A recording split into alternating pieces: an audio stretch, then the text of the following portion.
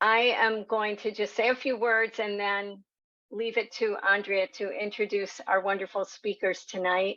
I wanted to, I mean, it looks like I'm looking around the screen and pretty much everybody is a league person, but just wanted to give a shout out to the League of Women Voters of Amherst and just say that we work to hold the container for democracy in town and as much as possible, you know, in neighboring areas and towns. And for those of you who are interested in spreading the word, becoming members, it's a wonderful way to support democracy in our town. And there's a bunch of us now: Ash, Andrea, Martha, Renee, Rebecca, Bonnie, and myself. We are all part of the Racial Justice Committee of the League of Women Voters. And these are our programs, these Judy Brooks programs. We named them after our beloved Judy Brooks, who passed away like 3 years ago now, I think, 3 or 4. And Judy was a wonderful, esteemed, long-term Amherst citizen. She was a teacher in the Pelham's elementary school system for over 30 years. She was a select board member. She was in the housing development. She was a long-term member of the League of Women Voters. And she did some amazing things in our town. One of them, just to bring to mind, was that she created a ritual around raising the flag for Black History Month. And one of the first times, it might not have been the first, but she leaned over to me and said, I hope they know that, you know, we're raising the Black Panther flag right now in the center of Amherst.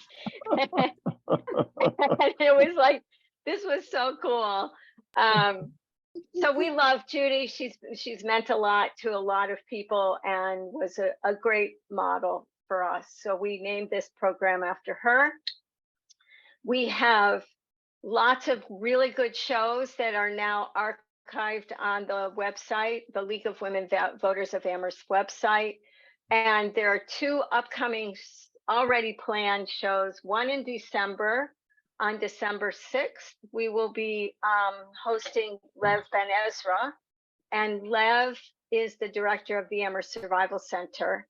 And she'll be talking about food insecurity. And then sort of in honor of Martin Luther King's Day, on January 18th, Sudha Sethi, who was a longtime Amherst member and member of our league and of our committee, she has since moved to New York City to be the dean of the law school at SUNY Law School.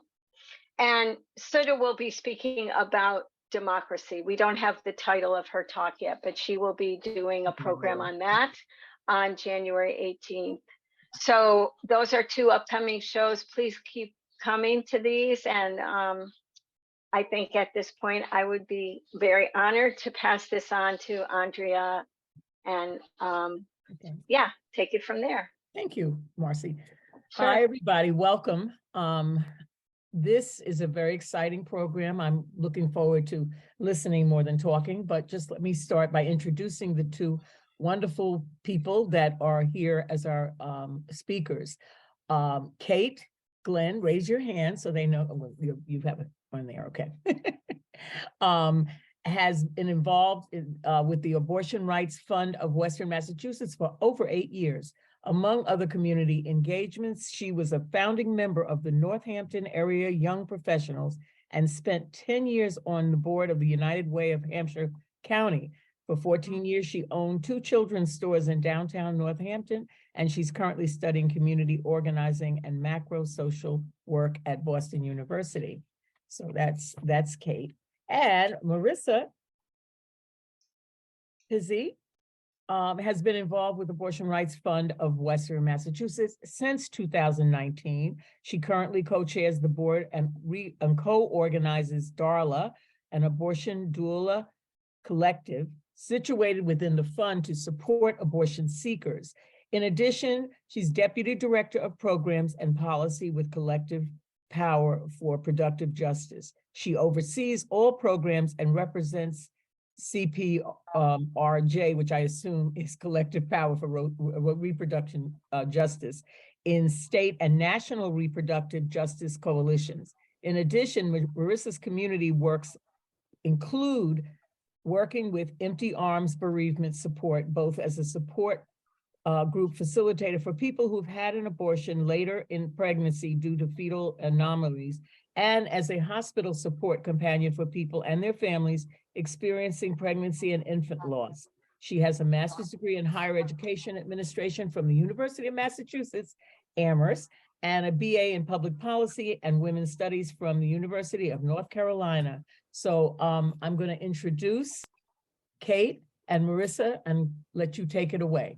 And could the rest of you put yourselves on mute until we're ready for some questions?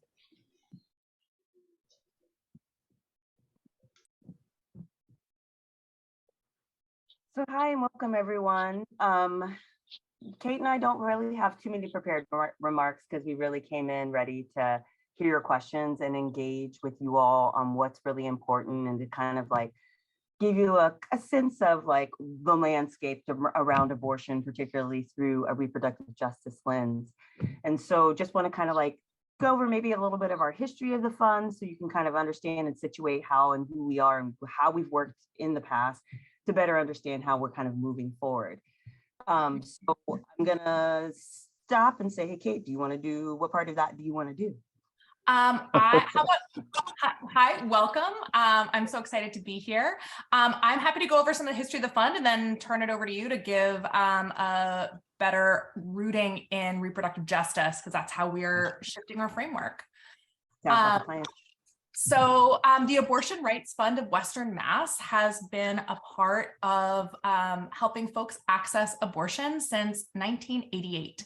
We have been around for a good long while, and it's something we're incredibly proud of. We're an organization that has roots in the Western Mass community.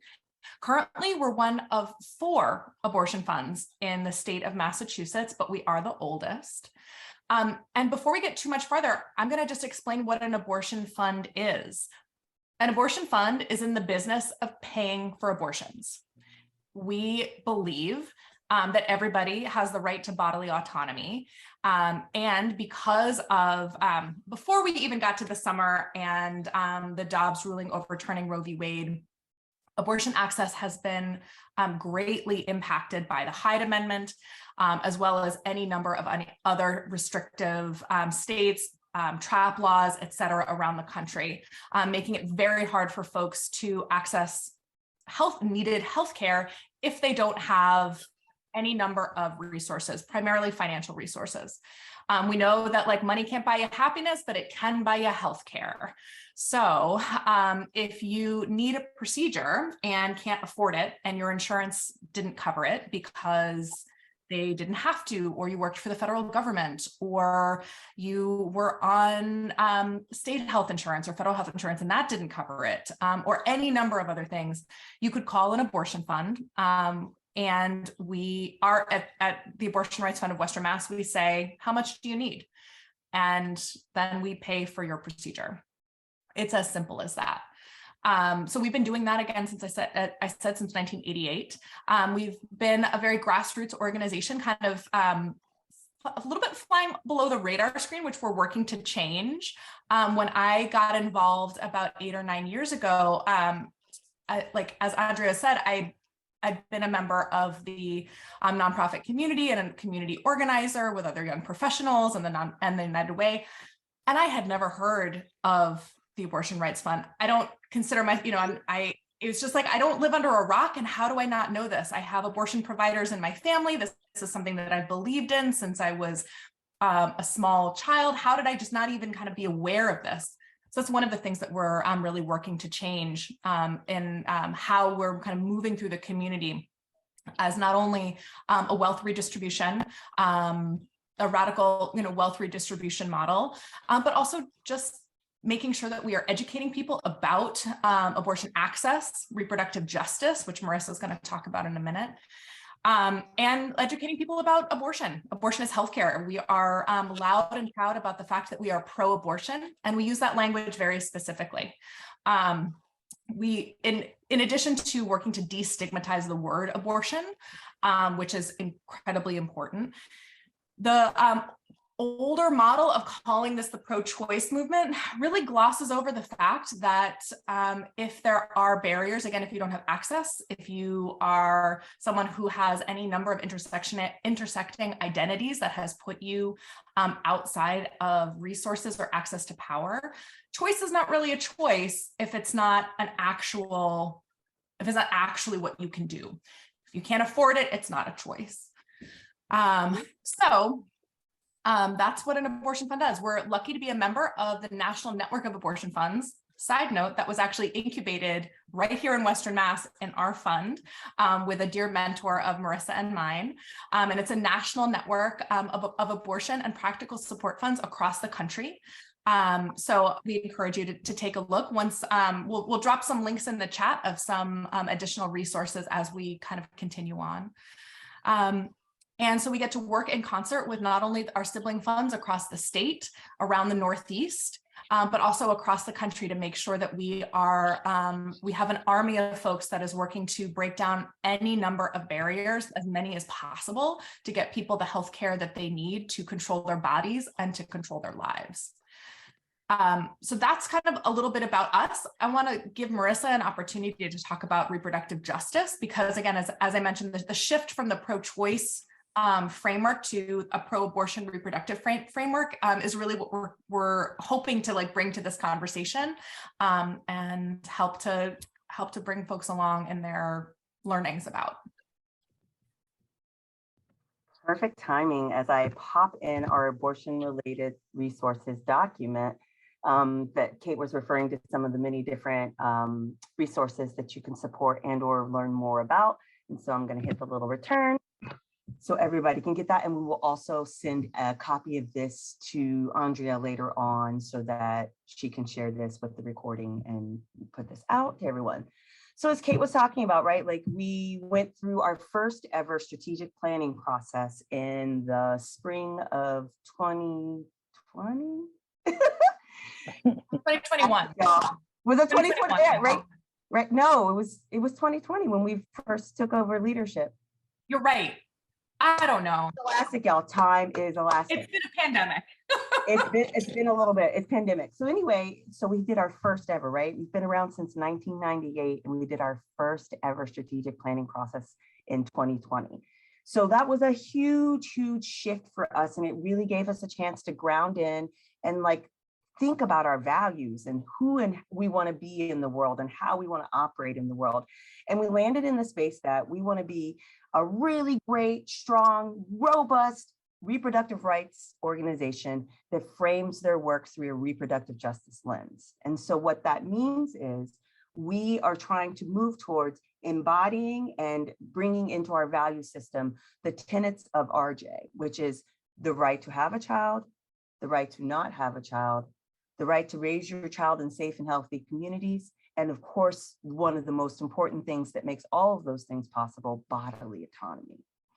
And so when we hold those four tenets within the frame and the way that we weave in how we're going to do our work, it really starts to help us think about how we challenge some of the power structures that are internal, that are within, that maybe haven't shown the most racially aware and class aware and oppression-based aware ways of operating, right? We really are starting to tease out, well, so how are we perpetuating any of these things, and how can we stop and disrupt those often white supremacist practices that are plaguing so many community organizations and corporate America, and let's be real, the globe. Right? So the ways that those practices are embedded in how we operate in the day-to-day. So we really wanted to take a moment because we felt like reproductive justice gave us a lens with which to really interrogate that and really start to suss out, how do we want to be right? So what does that look like to be an organization that is thinking about wealth redistribution, that's thinking about community connections, that's thinking about the ways that we want to build bridges for the folk who are not in this community, right? Like we are the most protected areas in the country. What does that look like for us to hold that our community is tied to every community in this country? And that if we might feel more protected, that doesn't mean that the whole country is not liberated, right? Like there's no liberation if one of us feels oppressed. And so what does that look like for us to address that in both our community and in the ways that we hold a national perspective on our relationship to humans and to each other? And so this is what reproductive justice asks us to do, right? It asks us to interrogate those systems, the systems that Kate was speaking to that create access problems, right? Like the ways that we think about the healthcare deserts. Thinking about abortion as a reproductive justice issue then requires us to think about healthcare as a full perspective and not just the healthcare somebody needs in that moment of the abortion. Where we focus in on abortion is how we fund somebody, how we support somebody, how we think about that individual person. That's a reproductive rights way of operating. When we think about reproductive justice, then that becomes the way we think about how that individual is part of a larger community, and the support of that individual becomes the support of the community, supporting that person to get their childcare met while they're going to get their procedure, to get their hotels if they're coming into this area, their travel, wage reimbursement, right? Like the amount of things that people will need in order to feel fulfilled in their bodies and full in their bodies and seen as full people who are operating as more than just an abortion seeker.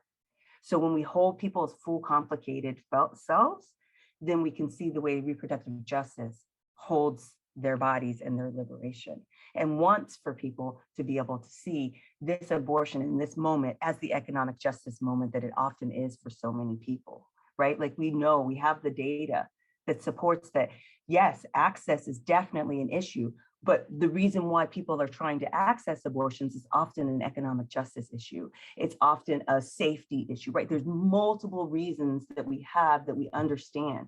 And so when we start to address it through reproductive justice, we start to see all the ways that it's not, again, just about getting to that appointment. Yes, that is extremely important to us, and we hold that deeply. But how did you get to the appointment? Did you have a ride? Do you have somebody to support you through the procedure? Are you doing this quietly and you don't want anyone to know in your life? So you're completely all alone, right? Like there's so many different ways that people are experiencing this. And as an active doula who has sat at the bedside of people receiving their abortions, there are multiple reasons why people need abortions. I myself had an abortion at 22 weeks, right? Like we all have our different reasons, because I had a pregnancy with fetal anomalies, why I do that work with empty arms. So there's multiple reasons why we show up in that room. And so we want to just account for the reality that we're not here to ask you to justify those reasons. We're here to support you in whatever those reasons are that have got you in that bed, in that moment, in that way. And we want to see you fully in that moment. We want to give you the love and support you deserve. And we want to let you bounce back into community, because we recognize that radical act of love, of seeing you and witnessing you, is all we need to do. It's enough. So that's a reproductive justice way of thinking about doula work, right? Like, what does it mean to show up for somebody in a moment that could be crisis, it could be celebratory, right? Like I high-fived some of my bedside clients. I was like, yes, okay, this makes your life feel secure and safe. I'm a high five you because that's what I want to show up in, because I'm a match the way you show up. So it's like really thinking about people as full people and matching what they need in a moment of difficulty, right? A moment of I don't want to say crisis, and that's just not the word that describes everybody, but a moment of harder life decisions and it's full of the stigma that comes with the political cacophony of abortion. So that's what it looks like when we think about, as an abortion rights fund, how we want to approach doing this from a reproductive justice lens. Again, it's about really addressing economic justice. It's about really addressing access. It's about really addressing a full person and making sure that we are meeting the community needs and or building the relationships that will allow us to meet the community needs. We don't have to do it all, y'all. We know we can't do it all. We are so clear on that. And that idea of doing it all is saviorism, and we're not here for it. we're here for is community support in a moment when somebody needs it, trusting that that ripple effect will then mean that maybe someday that support will come back to us, right? Like that's what community liberation looks like. And so that's the work we're trying to do. And that's the work we're trying to think about as we move across the state and do the work with all the other 3 funds, as we're thinking about what it looks like again to move throughout the country. Like what does it feel like to make sure that we are continuing to operate with the reproductive justice way of deciding and implementing the work we want to do. So I'm going to stop there and offer an opportunity for questions if anybody has them. Yeah. Do you want to change the Ash? Do you want to change the, because we're they're showing. Do you want to keep it this way? Because I can't. You can see who has a question, maybe. Andrea, if you go to gallery view, even though they're pinned, they're spotlit, then Okay. I have a Wait a minute, hold on. I don't know where. You have a question, Sue, or were you just moving? Oh, you do. Okay, go ahead, Sue. Because I did see one. I was like, Yeah. I had to unmute myself. I'm Sue Lowry. I'm a retired primary care physician. And during my career, there were not very many people that I needed to refer, but each and every time it was the hardest thing that they did. And one of the things that I was frankly stunned by was that people who worked for the Commonwealth of Massachusetts, within their healthcare benefits, there was a carve out that they could not get abortion services paid for. And has that been corrected yet? And if not, what can we as advocates for women do to support new legislation in that direction?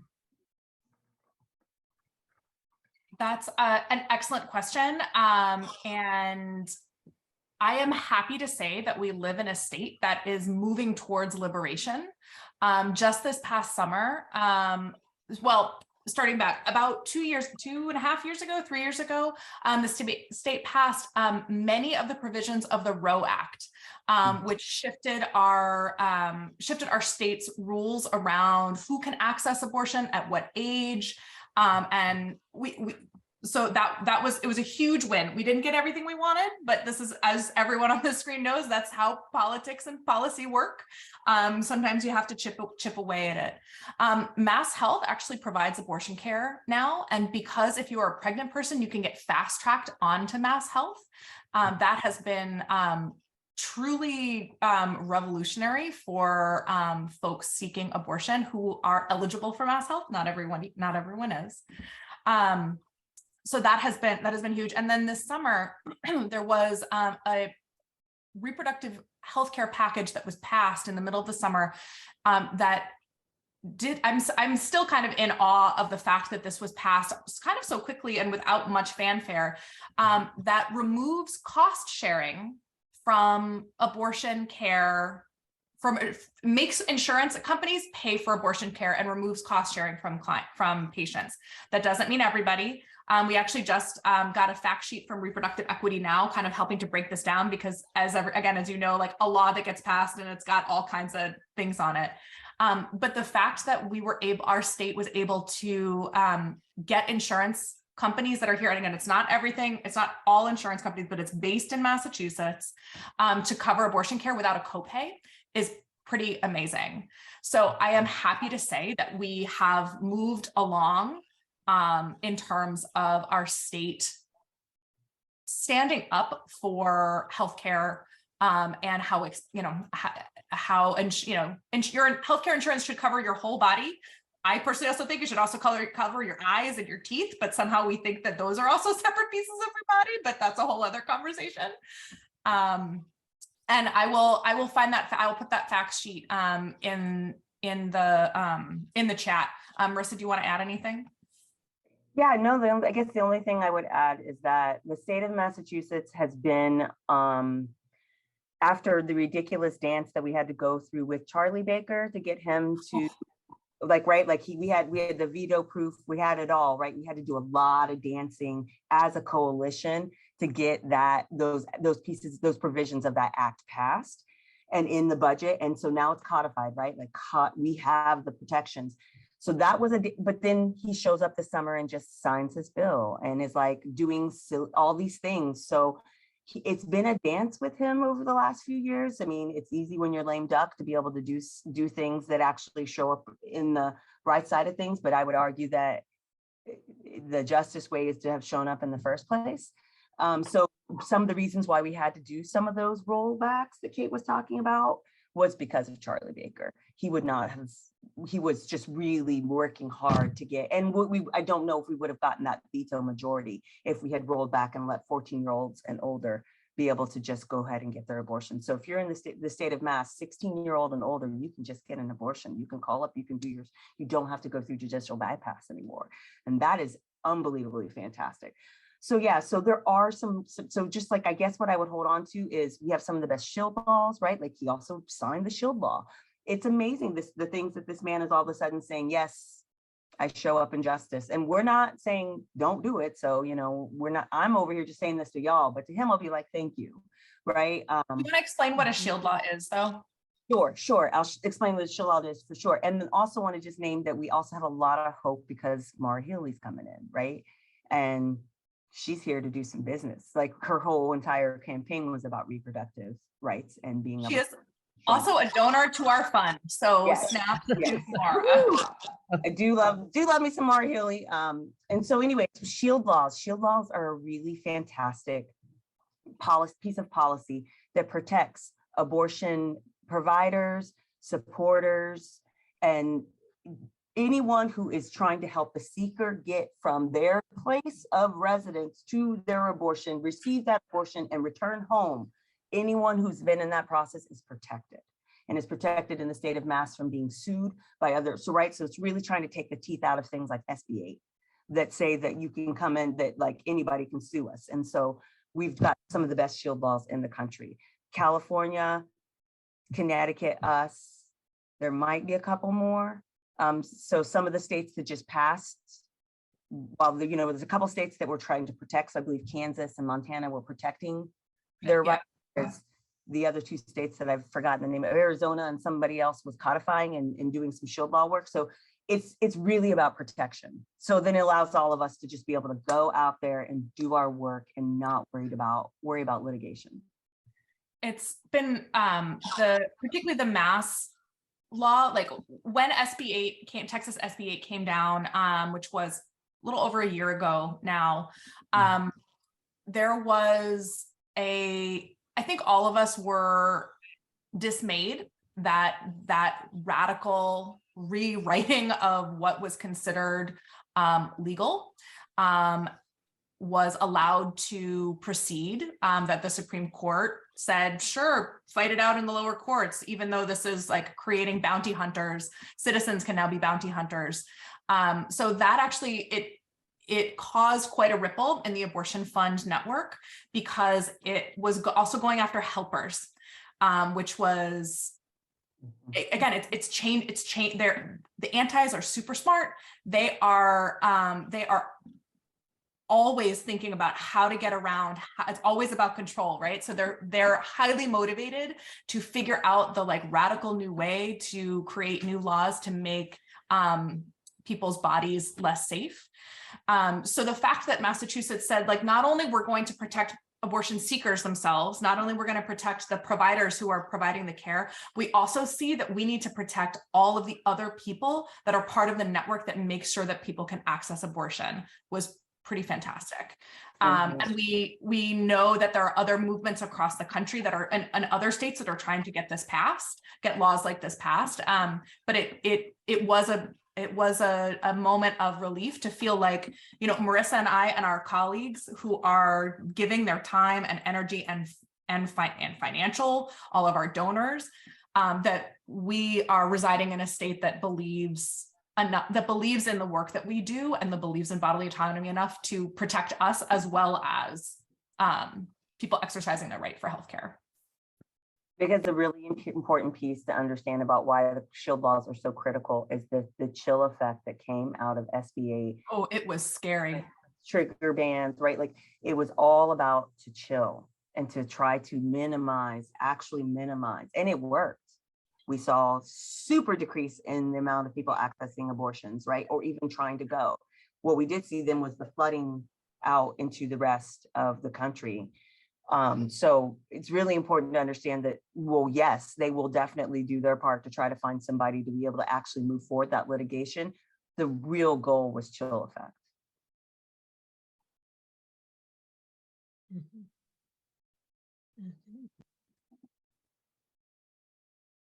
Can I ask another question? I Oh, think I'm sorry, Martha. No, no, go ahead, Sue, finish Um, your thought. So what kind of protections do we have within Massachusetts for people who are, let's just say, for example, not that I know anyone who would be doing this or even thinking about doing this, but getting pills and mailing them to people that live in states where they can't buy them on their own? that's a dangerous thing, right? Like, and let me tell you, I'm here for whatever it's going to take for access, right? I'll say that out here, but as a recorded moment, I would argue, you know, from a legal standpoint, that can be a dangerous decision. I would encourage people to really just be very safe in their decision making around that, and to like maybe think about and reach out and understand what the impact and what the laws are on the side of the state that they are going to be sending those to, just so they can be informed decision and users of that. There is a lot of advice for folk to have pills ready to go, right? The shelf life of these pills is pretty fantastic. And so the ability for you to have them ready to go when you might need them is a fantastic idea, and it is something that people are really encouraging, so that you don't have to worry about those daily access, because medication abortion does have a time limit, at least from a legal standpoint of where you can use it, where it's approved to legally use it, right? Like there's that whole part, right, where now like they've gotten Roe v. Wade destroyed, and so now they're on the mission to make sure that MIFI and MISO are completely taken off the list, so that of drugs that can be used in this country, because the majority of abortions are now medication abortions, right? The majority of abortions anyway happen in the first trimester, the first 13 weeks of pregnancy. And the majority of those are medication abortion now. So they're for it, they're coming for it. So that's why I say tread very carefully in the legal lane of that. And to be as safe as I can be, I would encourage all people to have as many pills as they can safely have in their house and afford, to be able to be prepared for any moment that they might have. And to be mindful of the laws around dispensing medication, which is where people are going to get snagged, right? Don't have a license. Most people don't have licenses. Yeah, I think we've done a lot of thinking about like risk profile, and everybody has your own individual risk profile of what you feel comfortable with and not. And also, as a former healthcare provider, you also understand that there's all kinds of other rules around licensure and who can, you know, all of that. There certainly are a lot of resources that you can learn about abortion pills and about how to get them. And about how to direct people. IneedAnA.com is a fantastic resource. It's on the sheet that we forwarded. But yeah, I think, as Marisa said, it's also not necessarily about, you know, the pills themselves are not illegal. It's how you're getting them. It's how you're dispensing them. It's like, you don't, it's not illegal to drive a car while Black. And also, if you're doing that, there's a higher risk profile if you're engaging with something else that flags someone that's going to get you. So you're not going to get flagged for providing an abortion. You might get flagged for like other things. So it's a whole system, a whole like different way to think about, again, like risk profile, and what I might have a different risk tolerance than you or someone else. So. And But did I, like the way did you're I thinking. dream it? Did I dream it, or did I actually hear about some international programs where people Yeah, in other countries did are not dream it. shipping? It Yeah, used to be called Women on Waves. And so there was literally a boat that would sit in international waters. And so they could dispense and they could do, they're now Women on Web. There's also SAS. Do I have a picture? It's like there's so a lot of this, what you're talking about from the international and thinking is also trying to help support self-managed abortion, which is different from medication abortion from there is no medical provider usually involved in your self-managing, right? But there's no difference in the medications that are used for self-managed versus medication abortion. thank you. Mm-hmm. Martha? Yeah, I mean, one of the reasons that's occasionally or sometimes at least given for a woman to have an abortion is that they can't afford the health care for pregnancy or another child. And Kate, I think you mentioned that now there's a fast track for mass health for women who are pregnant. Could you expand a little bit then on access to care for women who become pregnant and need help? I will try. The insurance world and mass health is a hornet's nest of, I can see Sue nodding. So and I mean, we also talked to our state reps to try to get them to try to help us to understand. I mean, it truly is, everyone's trying to make this a simple process, but it is a little bit of it's a little bit of a nightmare. So if you are pregnant, you qualify for to go immediately onto mass health, which means you don't have to wait for the enrollment period, because again, it's a timely matter. So and once you're on mass health, you can access services like abortion. So it is the way to get onto the mass health rolls quickly, because again, our state does also understand that if you are pregnant and you want to stay pregnant, you also need medical care. You also need a whole range of services and support to make sure that you are healthy and your pregnancy is healthy. So that's what we mean by fast tracking onto mass health. There are patient navigators that are kind of sprinkled around the state that can help folks. We've been trying to work on finding a kind of dedicated person that we can send people to. We know there's a patient navigator at Cooley Dickinson. We also know that there's some folks at Planned Parenthood who have been trained to get people signed up for mass health that way.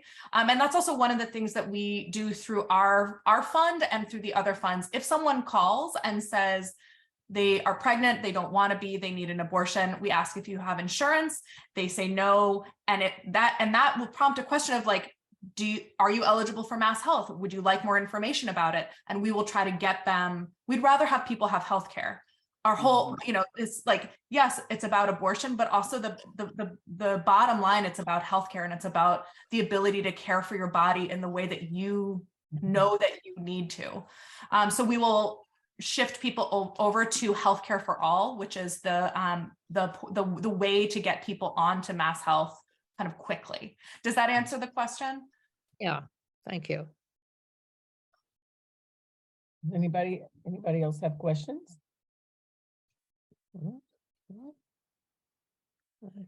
Well, folks are thinking, I did kind of drop some other links in the chat. There's the Beyond Roe Coalition, which talks a little bit about the Roe Act and the additional policy goals that a coalition led by the ACLU, Planned Parenthood, and Reproductive Equity Now are pushing for, as well as Abortion on Our Own Terms, which is a great resource about self-managed abortion.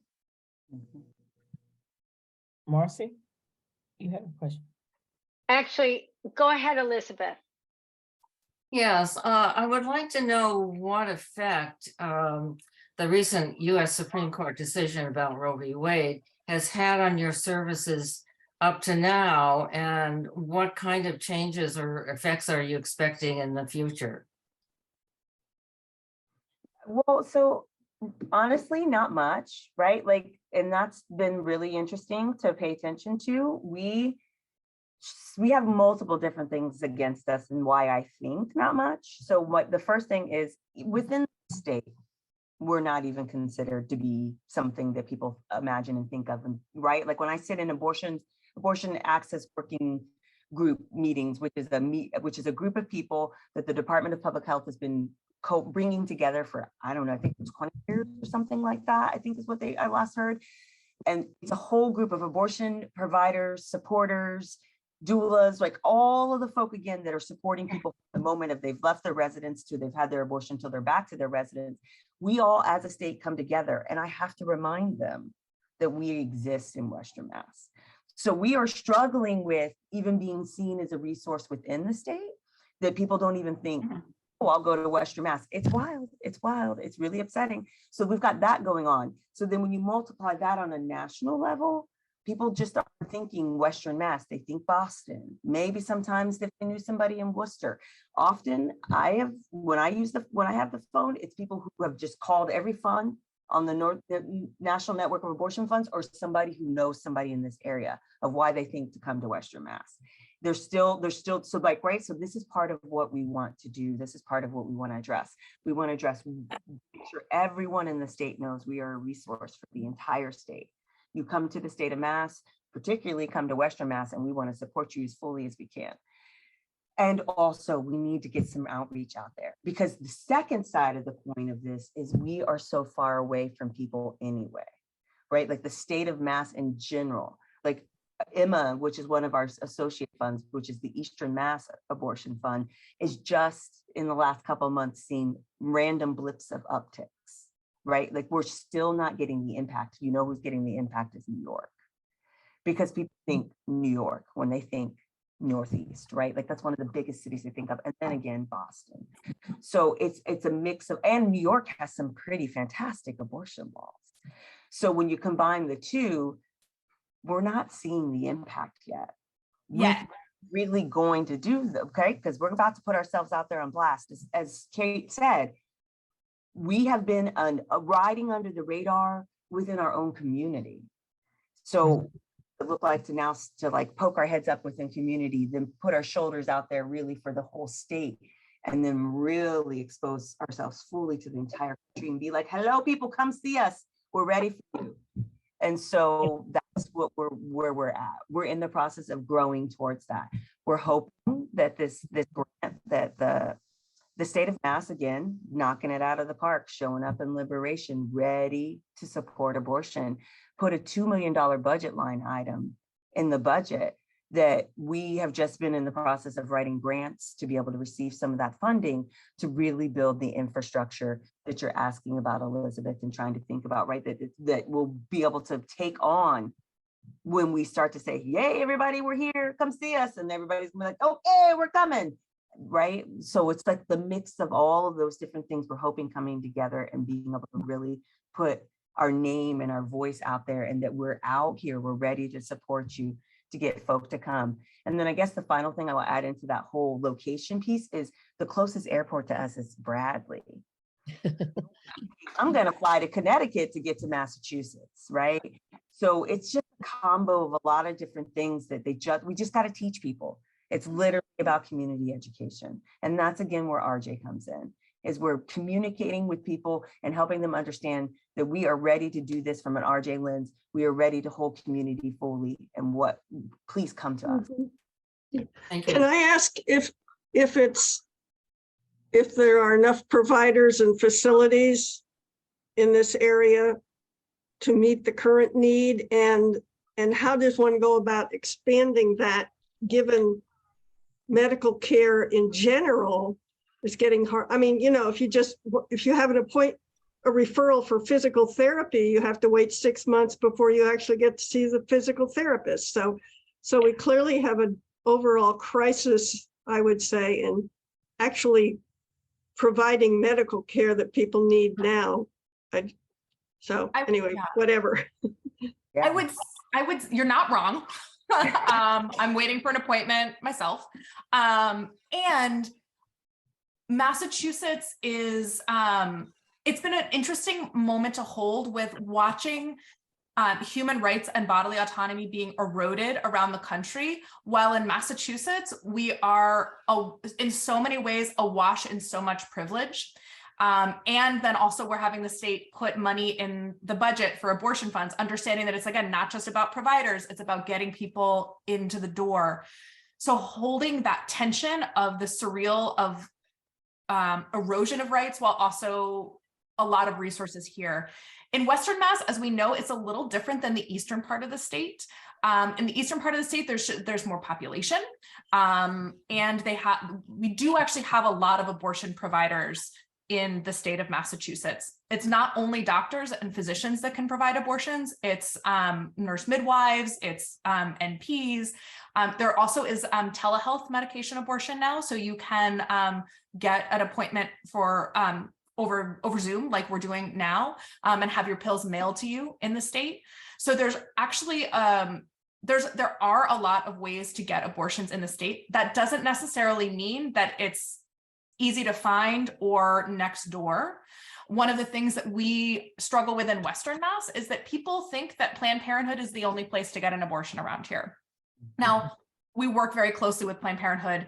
We are grateful that they exist. They are the lightning rod for so much in abortion access, and they're not the only game in town. 3 out of 5 abortions that happen in this country happen at an independent clinic, which means not at Planned Parenthood and not at a major hospital system.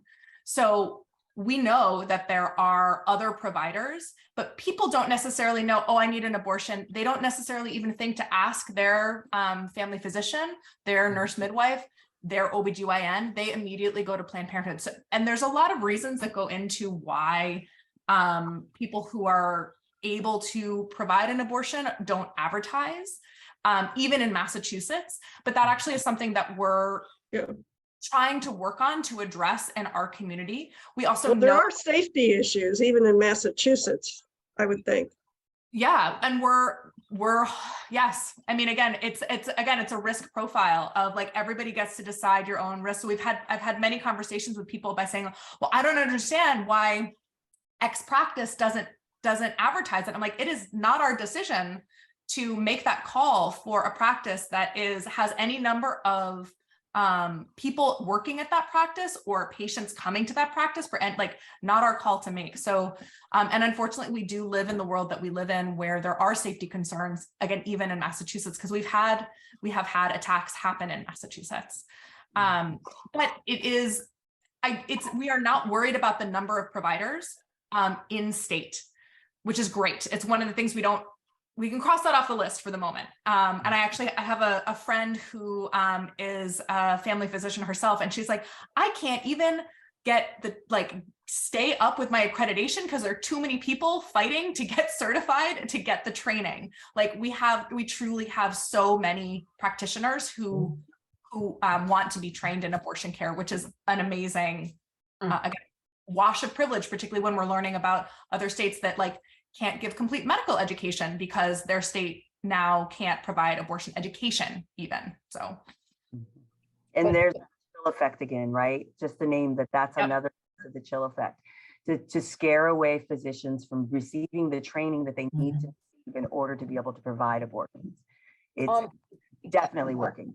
What I wanted to ask is, abortion is not only called abortion if you have, you're about to have a baby and then you want to go and have an abortion. There's, the situation that you had, it's solving a medical problem. Those are also the things that are outlawed in whatever. And Lindsey Graham wants everybody, right? Like Lindsey Graham from South Carolina introduced that national 15-week ban.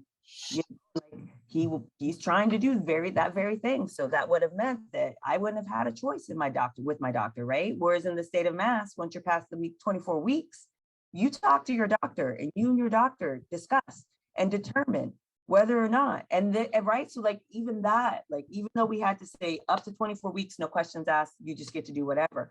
But even after that, in this state, you can receive an abortion after 24 weeks if there's a fetal anomaly that's discovered, or right? Because I have lots of friends in community that I work with and I support who have had to have abortions 30 and 32 weeks, right, because anomaly wasn't discovered until later, that late in pregnancy.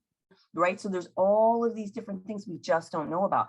But I also don't want to like make it sound like fetal anomalies is the only reason why people have abortions after 50. People have, which there's actually not that many, right? Again, if we're having them in the first 13 weeks, there's not that many of us that are, but we're not only just fetal anomalies that are having abortions later in pregnancy. There's other reasons. And again, we're not concerned about reasons, and we're concerned about bodily autonomy. If we're holding the RJ perspective, the reasons don't matter. It really doesn't matter. It shouldn't matter to any single person on this call for any reason why people did, because we trust people and their bodily autonomy. And so that's the RJ way of holding abortion. I was just trying to Google really quickly. I feel like it's such a Western Mass thing to I heard this thing on NPR, but I heard this thing on NPR about a study that just came out, and I can't remember if it was in one of the like top medical journals, that now because of SB8, we now know what happens when you are not allowed to provide medical care to people who need what can be considered abortion or is just healthcare. And there was a new study that looked at 2 hospitals in Texas, and I think there were 28 pregnancies, and saw the immense complications and risk to life that happened because the doctors had to wait and basically like wait and see until the mother's life was so in danger that they couldn't be prosecuted. And so like we're now unfortunately starting to see the things that we've all known this is going to happen, but the chilling effect of straight up medical care, it's horrific. I'll see if I can find that NPR piece, because and what's really important is, and I didn't say this earlier because I didn't want to overcomplicate RJ if there was a new concept for folk, right? But part of making sure you're doing RJ work is that you're addressing the population control and eugenics, and you're addressing you're holding your local community within connection to the global South, right? So you're holding all of these really important, complicated pieces.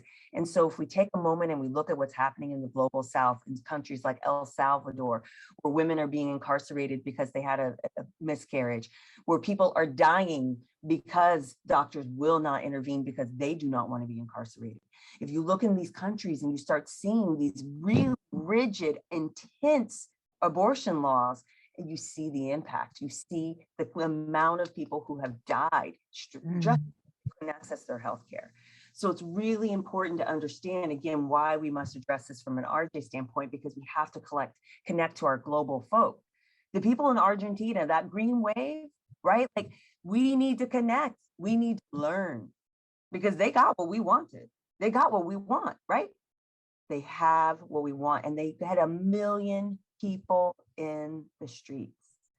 That is saying a lot. Like, all of those people didn't agree on the path or all of these things, but you know what they agreed on? The landing spot.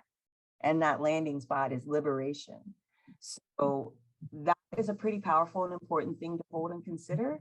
And so that's what I think it means to really hold and think about all these juicy things we've been talking about.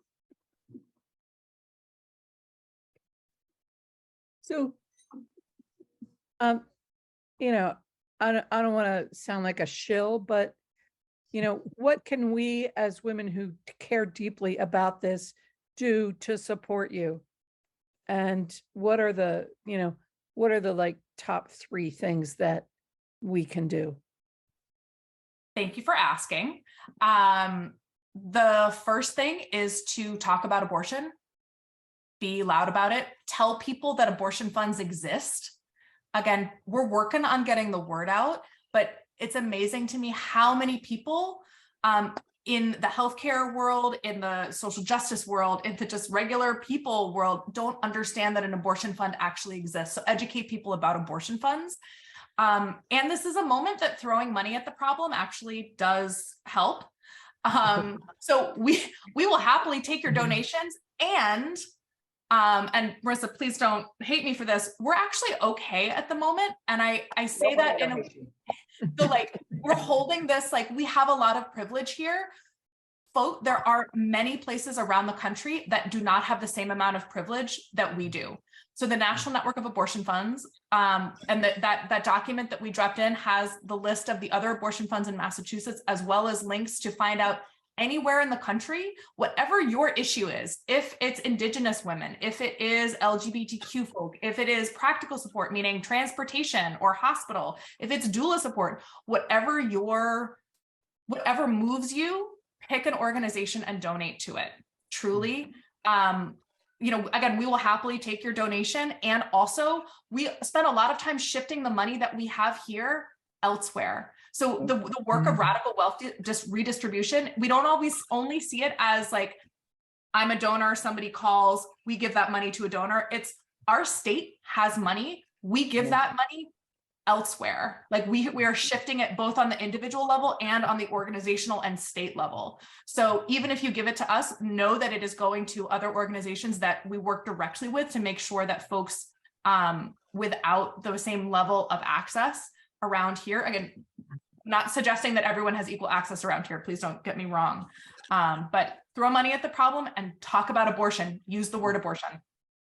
And I would also add in the donation lane, the independent clinics that Kate was talking. The Abortion Care Network is a fantastic organization that holds the network of independent clinics throughout the country. And what we have to remember again is this is about healthcare, and that these clinics, similar to Planned Parenthood, only have certain days during the week where they do abortions. They're doing multiple things. They're doing really important clinical work in their communities. And if we don't sustain them through this, they're not going to be there. And then there's going to be even bigger access issues for everyone who's trying to reach their health care, much less their reproductive health care. So it's really, really critical that we support the Abortion Care Network and all of the different independent clinics that are showing up. Also thinking about training programs, as we talked about, any of the training programs, especially for their scholarship programs for people who need a way to be able to access because they don't even want to use their own money, right? Like there's a lot of fear and a lot of ways people operating fairly with that fear to some degrees, right?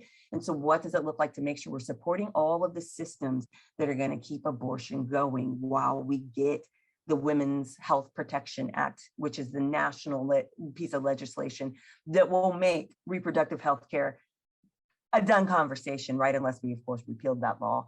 But it would just make access amazing, right? It would really, from a federal standpoint, say that people have the right to access all forms of healthcare. And what do you know? Abortion is one of those things. Really thinking about what does that look like to sustain until we get to the winning side? Because we can't lay down and act like this is over, right? Like it's not over. This is a really hard bump in the road. And, we got to keep going because we don't have a choice. So what does it look like to create sustainability? And then the final thing that I would raise that y'all can do is take on this reproductive justice lens and look at the legislative bills and agendas that are out there and make sure you're supporting bills that are going to protect trans kids and trans youth or in trans people in general, right? You're making sure that you're protecting voting rights, something I think y'all already got a little something knowledge on from that one, right? Like that you're protecting against police violence, all of different huge issues, maternal health care packages that again are reminding us to support the people who've decided to carry their child. If we're holding reproductive justice, we want to make sure that they're healthy. We want to make sure that the communities are healthy. So what does it look like to look at some of the environmental justice issues that are trying to address racism and the ways that the environmental justice happens in different communities? My sweet North Carolina, we got a lot of environmental justice work to do around all the hog farms. So like just thinking about what does that mean when we hold reproductive justice and think about the legislative agendas within the state of Mass and then nationally that we are driving forward on and supporting or taking the legs out of if it's something like some of these anti-bills that we've seen like the 15-week ban. So that's the really critical work that y'all can do and get all of your folk to do. Because again, know that y'all, this is something the league is really good at.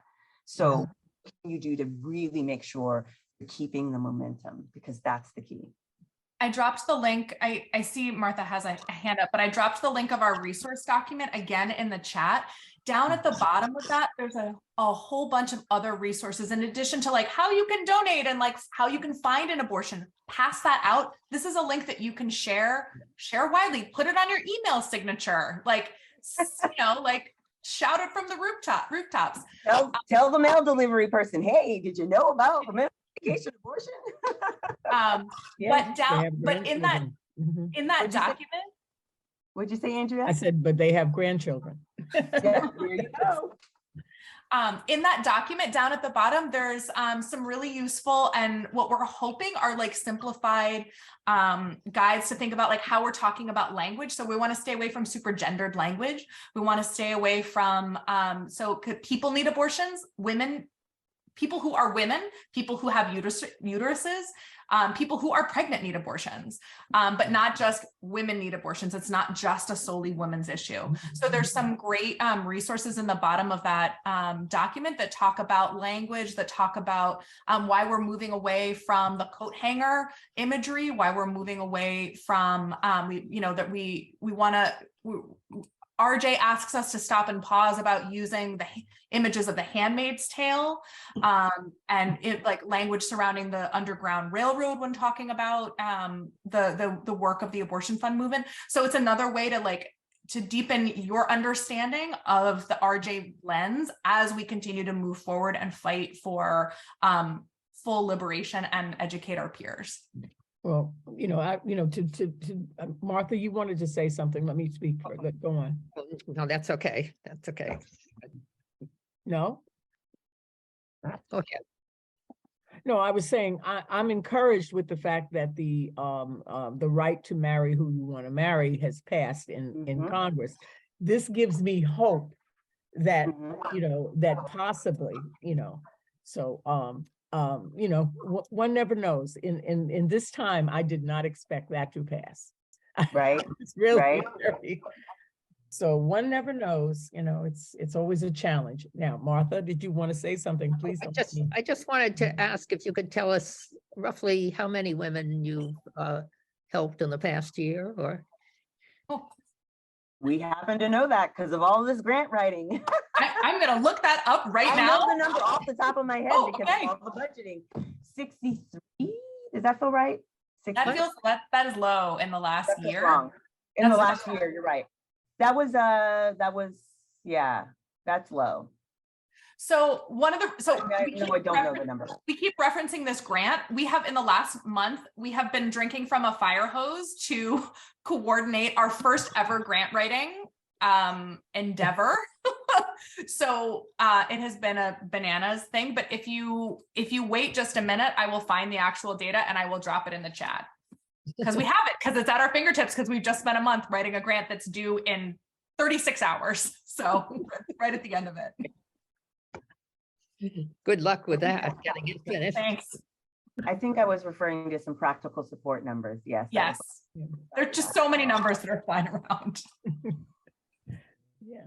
So I'd like to, this is going to be recorded, and if you're going to send it to me, I will send it. I will have Martha, myself, Marcy, we will send out these links to all the people that were here, and we will make them available to others also. With a caveat, please support these centers, especially start with the one near us, and then support other centers, because it's a horrible thing that's going on, and it's like we're going backwards, and so this the right to marry someone was just like I was like my grandchild looked at me because I was like, yes, when I found out about it, because it's a beginning of going back to where we had to come to for many years, and those of us on this call know what the coat hanger period was, because that was our teen years and our young years. That was very much, because people will get abortions, whether they are legal or whether they're doctors or whatever. And so, there's all that kind of thing also that I worry about. But before we leave, I want to tell everybody, please take the survey at the end before you sign off completely, because the league would like to know you know, how many people came and that kind of thing. And I'd like to thank Marisa, Pizii, and Kate Glynn, and for all their just incredible information and the work that they're doing. Thank you so much. And yes, I am planning to donate also. I did get my letter too. So, but anyway, thank you for all this information, but please, by all means, send it to me and I will be sure to dispense it beyond just this group, but definitely to this group.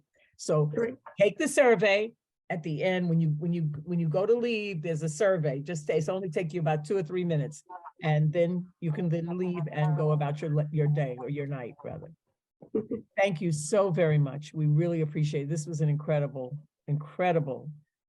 information piece. I just feel like so knowledgeable now. So Go tell everybody about abortion. Thank you so much for having us. thank you.